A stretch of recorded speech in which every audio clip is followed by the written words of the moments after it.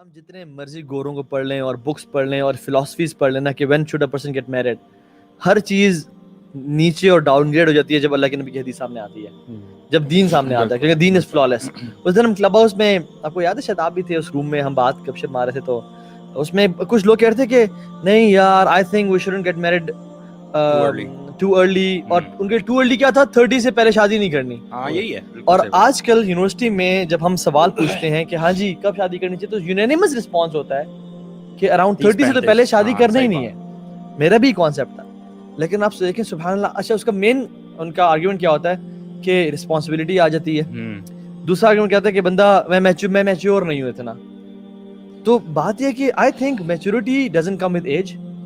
कोई शख्स 19 साल का भी मैच्योर होता है, 15 साल का भी। उसामा बिन जैद जो थे, बहुत सारे लोग थे जो, अच्छा ये जो कल्चर अभी ये अभी 50 साल का कल्चर है, 50 से भी ज्यादा कह रहा हूँ मैं, 20 साल का कल्चर है 30 साल में शादी करना, वरना इंसानियत में 30 साल में शादियां 30 साल के बाद नहीं होती। और जरूरी तो नहीं ना यार आप मैच्योर हो, देखो कुछ इवेंट्स ऐसे होते हैं आपकी लाइफ जो मैच्योर बना देते हैं, आप बना भी देते हैं। एग्जैक्टली। कुछ लोग 60 साल के भी होते हैं, मैच्योर नहीं होते। हाँ बिल्कुल। लेकिन कुछ लोग, सो बात ये है कि हाँ आप पे होना क्या चाहिए अगर आप चाहते हो शादी करो, यू शुड बी रिस्पॉन्सिबल।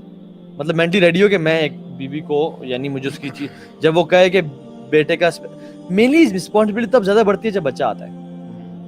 बीवी एक है, जैसे आपकी एक तरह से बहन होती है, बहन के भी काम भाई करता है, बीवी के भी काम करने पड़ते हैं, लेकिन ज्यादातर रिस्पॉन्सिबिलिटी जब बच्चे पैम्पर्स आते हैं, जब दूध लेके आना होता है, जब मुख्तलिफ चीजें होती हैं, वो इश्यूज जब बढ़ते हैं। तो मैं समझता हूँ बहुत ज्यादा नहीं है, लेकिन एक हमारे माइंड्स में ना आई थिंक वैसी हवा हमारे माइंड में ना दो चीजें, एक है शादी ना करने की, एक और बड़ी वजह है ना जो वेस्टर्न और बॉलीवुड हॉलीवुड इन्फ्लुएंस जो है ना, कि यार उससे पहले यार मैं जरा दोस्तों के साथ ट्रिप्स मार लूं, पैसे कमाऊं और अपने ऊपर खर्च करूं, पैसे ढेर सारे कमाऊं यार, इधर फलानी जगह भी कर लूं, मैं ये चीज भी देख लें। इवन जैसे मैंने भी शौक है, पहली वाली जॉब जाओगे, पैसे कमाए तो मैंने कहा क्रिकेट का वर्ल्ड कप देखने चलते हैं, हम लोग दोस्त चले गए श्रीलंका का वर्ल्ड कप। तो इस तरह के शौक होते हैं कि यार ये भी कर ले दोस्तों के साथ ना, अपने बॉयज के साथ सारे शुगल पूरे हो जाए। एंड इवन गर्ल्स, मतलब ये वाले शौक आप चाहोगे कि गर्ल्स के साथ भी मिलके करो, लेकिन you wouldn't want it with your wife. यार मैं एक बंदे को, एक यंग बंदे को डील दूं कि यार बात सुनो, आप यही शौक पूरा करो विद योर गर्लफ्रेंड, वो राजी होगा ना, बिल्कुल राजी होगा। यार you go to Sri Lanka with your girlfriend, क्योंकि ऐसे यार इससे तो बेहतर की बात ही नहीं सकती। और मैं जब वो पिक्चर्स लगाऊंगा, वो लाहौर जाने को तैयार होगा, वो लाहौर जाने तैयार होगा। आप यही शादी हलाल उसी पे कर लो, और पेरेंट्स वहाँ मौत पड़ेगी, पता नहीं क्यों। एक अजीब शैतान का ना, शैतान ने बुरे अमाल मुज़य्यन किए होते हैं, इन्फ्लुएंस हुआ है मीडिया का इन्फ्लुएंस। हम नहीं छोड़े जो है ना, मतलब जब हराम रिलेशनशिप्स में लोग होते हैं तो वो क्या रिस्पांसिबिलिटीज नहीं उठाते, वैलेंटाइंस पे गिफ्ट नहीं देते और बहुत सारे काम नहीं करके देते, बल्कि ज्यादा खोरियां कर रहे होते हैं। मैंने कहा खोरियां बहुत सारी कर रहे होते हैं, बहुत ज्यादा कर रहे होते हैं शायद। यार साइसी राग जागते हैं, क्या कुछ नहीं करते पैकेजेस लेके और वो। हाँ, लेकिन जब आप शादी हो गई तो आपका तो वल्लाही इट्स हलाल girlfriend, your parents are supporting you, उनसे छुपना भी नहीं पड़ा, और फिर अल्लाह ताला की तरफ से बरकत और यानी रिज़्क का इजाफा। और मेरे बहुत सारे जानने वाले हैं, इवन वाले साहब भी, जिनकी जब कैप्टन टू मेजर प्रमोशन तब हुई जब बहन पैदा हुई, मेजर टू कर्नल तब हुई जब मैं पैदा हुआ, जब मेरा भाई पैदा हुआ। इस तरह से इंक्रीमेंट्स और बोनसेस तब मिले जब औलाद हुई, यानी वो रात अपना रिस्क लेके आती है। नहीं एक्चुअली देखिए ना, सिंपल सी बात ये है, सारी बात खत्म हो जाती है वहाँ पे जब अल्लाह सुब्हानहू व तआला फरमाते हैं अल-यौम अकमलतु लकुम दीनकुम व अतममतु अलैकुम निअमती व रदीतु लकुम इस्लाम दीना, कि अल्लाह ताला फरमा रहे हैं कि मैंने जो है ना, मैं राजी हो गया, तुम दीन इस्लाम जो है ना तुम्हारे लिए मैं उस पर राजी हो गया, ठीक है, और व अतममतु अलैकुम निअमती, मैंने अपनी नेमत तमाम कर दिया।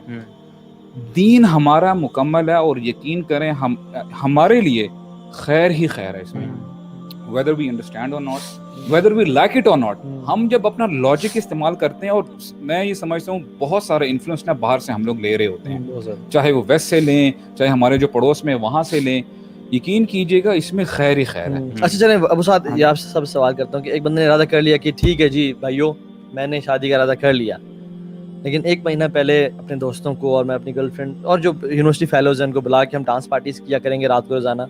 और डांस पार्टीज मींस के वो हम जो मेहंदी पे ढोलकी होनी है, मेहंदी होनी है, जागा होना है, जो उसकी रस्म के लिए एक और डांस फ्लोर लगाएंगे और डिस्को लाइट्स होंगी और वो फॉग होगी और सब प्रैक्टिस करनी है, तो महीने पहले आ जाओ सारे।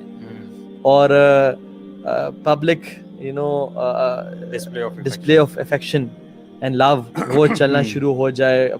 इवन जो फियांसे होती है वो भी आके डांस में प्रैक्टिस करी आप होती पता है है। कौन सी बात कर रहे हैं आप, वो वाला फैक्टर लेके आए हैं अभी, जिसकी वजह से पेरेंट्स अपने बच्चों की, वो वाले बच्चे जो बेचारे रियलाइज कर लेते हैं, चाहते हैं कि शादी हो जाए, इस वजह से तो पेरेंट्स शादी नहीं कर पाते अपने बच्चों की, बिकॉज व्हेन दे थिंक ना कि यार शादी हैज टू मतलब इतने महीने तक चलेगी और इतने इतने पैसा इन्वॉल्व है इसमें, financially we have to be very strong to pull it off, तो वो फिर एक रुकावट बनती है शादी के लिए। जी, बल्कि एक और, ये जो पहले पे बात कर रहा था ना, उसमें ये भी चीज़ थी कि एक और रीजन जो डिले किया ना, वो फाइनेंशियल फैमिली की तरफ से भी, कि हम शादी पे पैसा खर्च करना, और इवन लड़का जो हम कहते हैं सेटल नहीं है जी फाइनेंशियली, वो कर नहीं सकते, ये भी बहुत बड़ी रीजन है। बट आपने जो बात की है ना, ये अनफॉर्चुनेटली कल्चर इतना स्ट्रांगली क्रीप इन करता जा रहा है कि मैं हैरान हूँ। मैं आपको बताऊँ कि आई नो समवन, मेरे आगे फैमिली में उनकी मेड जो घर में काम करते हैं, जो कि फाइनेंशियली बिल्कुल भी स्ट्रांग नहीं होते, उन्होंने अपनी मंगनी का फंक्शन एक बड़े सी इस तरह जगह पे बुक करवा के, राउंड टेबल्स लगवा कर, और उधार आई गेस लेकर, मेड की ये मंगनी हो रही है, शादी भी, निकाह भी नहीं है, दिस इज अ मंगनी फंक्शन, उसके बाद शादी होनी है, और पता नहीं कितने पैसे खर्च किए, लाखों में, और मंगनी का फंक्शन करवाया। मुझे बिलीव दैट, मेरे तो ना, जब ये मैंने सुना तो मेरे तो होश उड़ गए कि यार ये कहाँ से इन्फ्लुएंस आया है। और आप Where did she learn कि मैंने ये करवाना है, और अपने घर वालों से जबरदस्ती उधार मांगा से पैसे उधरवाए, चीजें की, और उन्होंने किया दोनों साइड। बंदा जब मार्केट जाके पूछता है ना रेंट क्या है, और जब रेंट सामने आता है, बंदा कहता है यार मुझे महीने के लिए नहीं चाहिए, मुझे एक दिन और घंटों के लिए चाहिए। वो कहता है भाई ये घंटों के लिए ही है।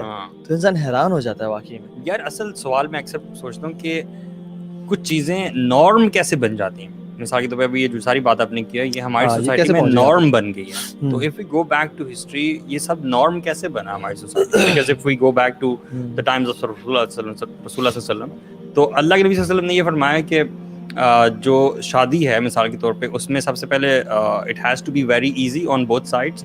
दूसरी बात, उसको अनाउंस करना, दैट इज फ्रॉम द सुन्नह ऑफ रसूल सल्लल्लाहु अलैहि वसल्लम। और तीसरी चीज़ के एक्सप्रेसिंग द जॉय, खुशी का इजहार करना। अब ये भी वो एक लंबी डिबेट है कि खुशी का इजहार क्या चीज़ होती है, ठीक है, वो कैसे करना है। लेकिन अल्लाह के नबी सल्लल्लाहु अलैहि वसल्लम ने खुशी का इजहार वलीमे को कहा, जिसमें पार्टिसिपेशन का भी बहुत कहा गया है, गरीबों का कहा गया, इवन जिसने रोज़ा रखा है वो भी आए, रोज़ा बेशक वो खाए पिए कुछ ना, लेकिन वो खुशी में साथ शामिल हो। अल्लाह के नबी सल्लल्लाहु अलैहि वसल्लम से तो ये चीज़ आ रही है। लेकिन ये नॉर्म हमारी सोसाइटी में कैसा बना कि इतना ज़्यादा खर्चा होना चाहिए? मेरे ख्याल से मीडिया का इन्फ्लुएंस इसमें